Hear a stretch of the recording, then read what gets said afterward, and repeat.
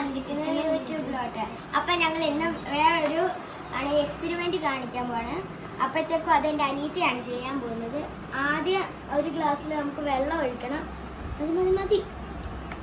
Okay, അതിൻ്റെ അകത്തോട്ട് നമുക്ക് മഞ്ഞൾപ്പൊടി ഒരു സ്പൂൺ ഇട്ടിട്ട് കലക്കത് കലക്കി കൊടുത്തു. ഇവിടെ അറിയുന്നത് അത് സോപ്പ് പൊടി ഇട്ടാൽ റെഡ് കളറാകും. മാത്രം മതി ഇട്ടത്.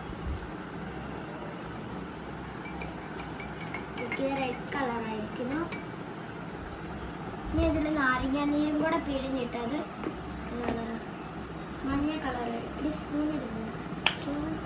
അതുകൊണ്ട് ഇതിനകത്തൊന്നും ഇല്ല.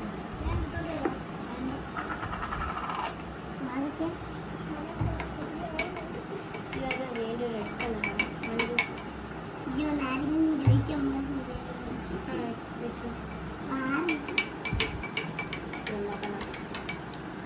ഫ്ലോപ്പായി.